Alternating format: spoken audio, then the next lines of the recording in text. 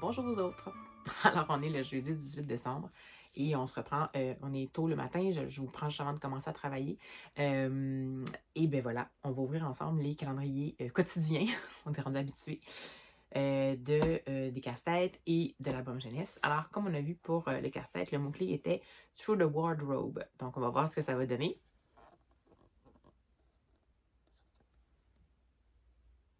OK. Mais c'est wardrobe avec un W majuscule. Je sais pas si c'est une expression que je connais pas, mais sinon, c'est hyper beau. Vraiment beau. Ça sera pas facile. Ça sera pas facile avec tous les sapins, mais bon. Désolée pour l'alternance de flou, pas flou. Je sais pas pourquoi. Pourtant, je serais censée avoir un focus qui est stable, mais là, il voulait pas. Donc, super hâte de faire ça plus tard dans la journée. Et ensuite, l'album numéro 18. On va voir s'il veut forcer le focus. Ouais, 18. Et voilà, on va ouvrir ça.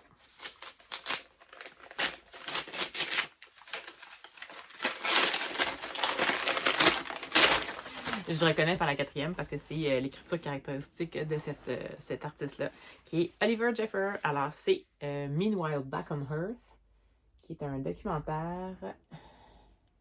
J'arrive vraiment pas à vous faire un focus. Donc, désolé, hein, c'est un peu désagréable. On va y arriver. Donc, Meanwhile Back on Earth, Finding Our Place Through Time and Space. A Cosmic View on Conflict with Oliver Jeffers. Donc, c'est publié chez Philomel Books, qui est, je pense, un label de Penguin. Et je vais vous montrer peut-être des images si j'arrive à focusser. C'est vraiment désagréable. Je pense que c'est parce qu'il y a trop de points potentiels de focus quand je m'installe ici. Donc, on va essayer pour voir. Ceci. Ou alors... ceci. Donc, bien hâte de lire ça. Ça, il me semble que c'est comme un genre de documentaire, un petit essai pour les jeunes par rapport à justement, je pense, ce qu'on peut faire en fait pour améliorer un peu la situation sur la Terre par rapport aux conflits mondiaux. Alors voilà pour ce qui est en route pour la journée. Évidemment qu'il y aura aussi les lectures des romans de l'Avent que je vais peut-être faire dans mon heure de dîner. Et que je vais continuer potentiellement. Je vais voir là. Si annonce pas de pluie, techniquement, je m'enligne pour aller courir après le boulot. Mais ça va dépendre de la météo. Fait que si jamais je vais courir, à mon avis, je vais avoir déjà lu les romans de l'Avent en audio. Et là, je vais pouvoir continuer mon fameux Richard Osman. Donc, mon absolument délicieux The Impossible Fortune. Délicieux et haletant et tout, là, c'est pas soft. Là. Donc, voilà. Alors, sans plus tarder, allez, on se lance ça cette journée-là.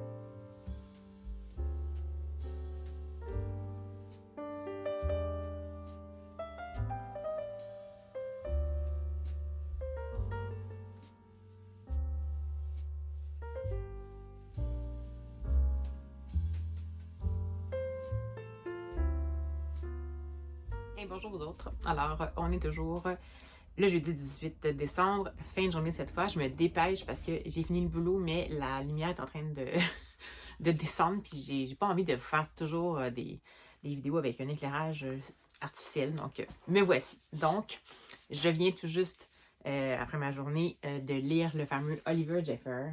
Donc, Meanwhile, Back on Earth. Finding Our Place Through Time and Space. C'est excellent. C'est une espèce de... c'est un album documentaire. Puis dans le fond, ce que ça propose, c'est... en gros, c'est l'histoire d'un père qui va partir en voiture avec les enfants, sans doute pour aller à l'école, et qui vont commencer à chicaner parce que t'es de mon bord, puis c'est de mon bord, et qui va prendre cet exemple-là pour nous parler directement, donc à nous lecteurs, pour dire que depuis toujours, les humains, il semblerait, que même si on est sur la seule planète potentiellement sur laquelle les humains ont vécu depuis toujours, on a toujours une genre de passion pour diviser les espaces de plus en plus pour pouvoir finalement se battre un contre l'autre en regard de l'accès à ces espaces-là. Et là, il va nous amener à travers en fait, il va nous dire que la façon de s'en sortir, c'est d'essayer d'avoir une certaine perspective sur les choses, dans le sens où quel est le poids de notre présence à nous autres sur Terre, nos petites chicanes sur Terre, versus dans la grandeur de la galaxie. Donc, il va nous amener dans la galaxie et il va aller d'une planète à la Lune, après ça, à la plus proche planète, toujours en nous donnant en équivalence le temps que ça prendrait. Bien, ça, c'est quand il décide de nous amener avec les enfants dans l'espace. Donc, transformer sa balade ordinaire en balade à travers la galaxie.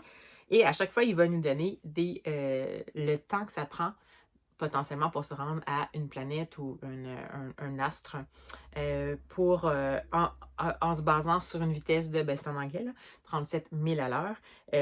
Donc, par exemple, ça va prendre environ 1 an à se rendre à la Lune, mais ça prendrait par contre 78 ans pour se rendre à Vénus. Puis là, à chaque fois qu'il va faire ça, il va dire à chaque fois qu'on se rend vers une planète, il ne faut pas qu'on oublie de regarder dans le rétroviseur qu'est-ce qui s'est passé, qu'est-ce qui se passait sur Terre.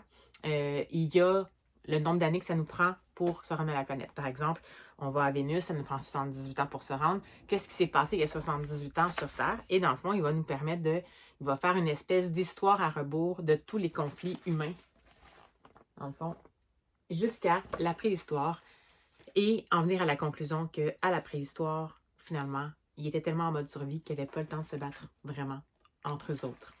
Oui, contre la nature, contre les intempéries, contre les prédateurs, mais entre eux autres, pas tant que ça, parce qu'ils étaient trop en mode survie.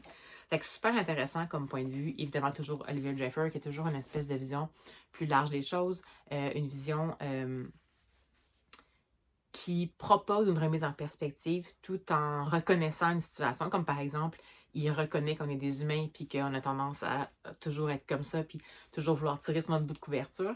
Puis, il préfère toujours laisser au lecteur la possibilité de faire son propre chemin de pensée par rapport à une situation. Il nous donne juste des outils. C'est une façon super ludique de nous amener à la fois vers la prise de conscience de un peu l'absurdité, pas un peu, mais de l'absurdité des conflits qu'on vit sur Terre, tout en nous faisant prendre conscience de la perspective un peu vertigineuse de, dans le fond, à quel point ça a peu d'importance. On a l'impression que ça prend toute la place, mais ça ne devrait pas prendre autant d'importance si on regarde la perspective par rapport à la galaxie. Et en glissant comme ça, l'histoire des conflits. J'ai trouvé ça super intéressant. Le fait aussi qu'on retrace l'histoire à rebours, c'est intéressant, parce qu'on a tendance à la faire, on part directement le plus loin possible, puis après ça, on revient. Dans le fond, là, c'est en utilisant les planètes, puis la distance en allant aux planètes, il s'est trouvé à proposer une espèce d'échelonnage historique qui nous permettait de revenir en arrière, mais à partir du présent. Donc, toujours en se disant peut-être qu'avant c'était mieux, mais finalement non. Et finalement, pour revenir au début où on n'était tellement pas beaucoup, puis on était tellement en mode survie, puis c'était tellement compliqué que finalement, on ne se battait pas nécessairement entre nous. Donc, j'ai vraiment beaucoup... moi, je trouve ça super. C'est vraiment un hybride qui est fascinant, qui nous permet de retenir les informations, évidemment, par rapport à l'histoire. Souvent, cette technique-là, je trouve que c'est une technique, évidemment, qui nous... Quand ça intègre comme ça, en parallèle à une histoire qui est supposément fictive, des notions qui sont réelles, c'est sûr qu'on va les retenir beaucoup plus. En tout cas, moi, mais même une adulte, je vais plus avoir tendance à les retenir que si, par exemple, ça avait été seulement un documentaire avec uniquement les faits. La seule chose que je me demande, c'était fait en 2022. Puis il me semble qu'à l'époque, Pluton avait déjà été déterminé que c'était plus une planète, mais il la nomme pas comme étant une planète. Mais elle est quand même dans la galaxie. Mais il la nomme comme étant, en fait, Pluton qui était le plus loin dans notre galaxie. Donc, la seule chose que je pourrais dire, c'est que peut-être que techniquement, ça peut induire en erreur, mais il me semble que ça fait plus longtemps que 3 ans que la planète, que Pluton a été rétrogradé, pas à planète, mais qui n'était plus considéré comme une planète. Mais bon, c'est pas grave, le rendu là, on s'en sert comme trouver l'erreur. Mais bon, la structure du récit documentaire, les parallèles qu'il fait, les pistes qu'il va donner de réflexion aux jeunes, l'espèce de petite leçon d'histoire super dynamique express, tout ça supporté par des visuels vraiment amusants pour ce qui est temps présent et vraiment plus traditionnel pour ce qui est conflit. Je trouve que c'est le meilleur manuel d'apprentissage que j'ai pu voir depuis longtemps sur cette notion-là de conflit entre humains. Donc, j'ai vraiment, vraiment beaucoup aimé ça. C'est bien, là, ça fait 2-3 livres là, que j'enchaîne, 2-3 albums que j'enchaîne, puis qui sont des coups de cœur presque à chaque fois. Ben, Oliver Jeffers, à moins vraiment qu'il y ait une exception, mais j'ai jamais été déçue par Oliver Jeffers. Jeffers, pardon. Mais ça faisait bien parce qu'il y en avait 2-3 autres qui étaient plus tièdes. Fait que là, je me disais, oh non, j'espère que les quelques albums qui me restent à lire, il y en a quand même qui vont me plaire. Puis celui-là, c'est quand même potentiellement une valeur sûre. Donc, super bonne lecture du jour. Je sais qu'il a été traduit en français. Je vous mettrai la vignette. Pourquoi pas? Hein? Le mettre sous le sapin? On sait jamais. Ça pourrait peut-être inspirer certaines personnes. Je dirais même aux les plus grands, parce que les plus jeunes ont quand même une certaine conscience, beaucoup plus, parce que c'est eux autres qui vont avoir à vivre le plus longtemps dans le monde qu'on leur propose d'avoir. Donc, les autres ont déjà une certaine conscience de ça, mais je trouve que c'est bon à rappeler pour toute la famille, je te dirais. Et tous les oncles et tantes et tous les amis qu'on ne voit pas trop souvent, avec lesquels on n'est pas toujours d'accord. Je trouve que cette perspective-là est amusante. En même temps, ça bouscule un peu. En même temps, ça nous fait dire, ouais, dans le fond, peut-être que je peux faire une différence. Fait que voilà. Alors, c'était ma petite lecture. Je vais regarder. Il y a pas l'air de pleuvoir, donc je regarde ça. Si ça se maintient assez dans les prochaines minutes pour que je m'habille et que j'aille peut-être courir, je vais voir si c'est trop froid puis c'est trop glacé. Ça se peut que vous me voyez y aller ou alors peut-être que je vais juste marcher. Mais bref, je vous reviens. Par contre, le temps que je me prépare, puis tout ça, là, je suis déjà sur les derniers rayons de lumière. Sans doute qu'on va se voir dans le noir, mais bon, c'est pas grave. Alors, à tantôt!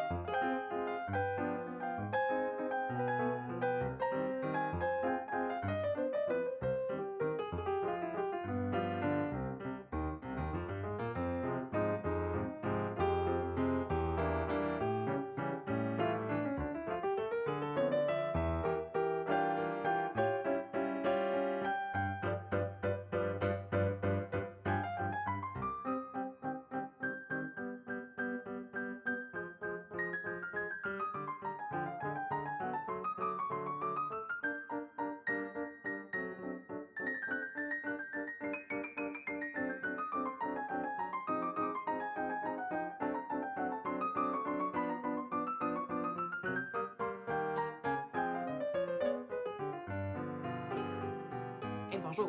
Alors, toujours la même journée. Fin de soirée. Et j'ai fait mon casse-tête qui était hyper difficile. C'était le fun, il était beau, mais il était vraiment difficile. En fait, je pouvais juste me fier sur les formes.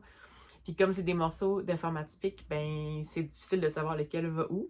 Mais il m'a pris un peu plus de temps, mais c'était fort agréable. Et je me suis dit que j'allais lire un deuxième album. Parce que dans le fond, dans ces journées-là, quand je travaille comme ça, je peux pas vous offrir tant de variété, mais j'ai le temps de lire un autre album jeunesse. Et j'ai lu le comme troisième un peu de la série qui met en scène un fameux petit renard, je me souviens déjà plus son nom, qui doit aller chercher du pain. Et qui, dans les 2 premiers albums, va essayer d'aller chercher du pain, mais qui va se passer tellement de péripéties que finalement, il va jamais réussir à aller chercher son pain, ou il va oublier, ou rendu à la dernière minute, son pain va juste plus être accessible. Et c'est un petit peu un running gag pour les 2 premiers albums. Et dans celui-ci, ça s'intitule « Va chercher ta sœur » de Jean-Baptiste Drouot. C'est chez Les 400 coups. Et on va retrouver notre fameux héros à qui sa mère va demander d'aller chercher sa sœur. Parce que pendant qu'il était en train de vivre ses aventures dans les 2 premiers tomes, 2 premiers albums, ben la mère était comme, ben là, j'ai besoin d'un pain. Fait qu'elle est allée envoyer la sœur du héros chercher un pain. Mais elle n'est pas venue encore. Fait qu'il va partir en quête de sa petite sœur. Il se doute un peu de où elle est potentiellement. Et ben il va la trouver assez rapidement, sa petite sœur, finalement. Et ils vont essayer d'aller chercher le pain à la boulangerie. Mais il va tomber sur une jeune fille qui est là. Et notre cher héros va avoir une espèce de coup de foudre. Et la jeune fille va être envoyée un peu en mission par sa mère pour aller chercher du chocolat. Fait qu'ils vont partir les 2 en même temps. Puis, ben, cette petite fille-là va comme mettre un casque. Puis, ils ne comprendront pas trop pourquoi. Mais finalement, ils vont comprendre que c'est parce qu'elle a vraiment un don pour que toutes les mauvaises choses lui arrivent. Fait qu'à chaque fois qu'elle arrive à quelque part ou qu'elle avance, il y a un trou qui se crée sous ses pieds. Puis là, elle tombe en dessous de la terre. Puis là, les autres, ils vont la suivre. Puis à chaque fois qu'elle va arriver à une jonction, elle tombe en dessous de la terre. Ils vont rencontrer plein de créatures particulières. Ils vont avoir de la misère à sortir. Ils vont finir par réussir et guess what? Ils n'auront toujours pas leur pain finalement. J'adore les dessins de Jean-Baptiste Drouot. J'adore l'idée de ces personnages-là. C'est sûr que c'est pour du 3-5 ans. C'est pour les tout petits. Fait qu'on mise sur une structure répétitive au sein de l'album. On mise aussi sur une structure répétitive au sein de cette série-là. Donc, on s'attend un peu à ce que ça se passe. J'ai bien aimé l'arrivée du nouveau personnage féminin qui est malchanceuse en continu. Mais j'ai un peu moins embarqué. Je pense que dans le fond, dans les 3 albums, celui que j'ai préféré, c'est vraiment le premier qui était... dans le fond, on va chercher le pain, je pense. Parce que je pense que c'était...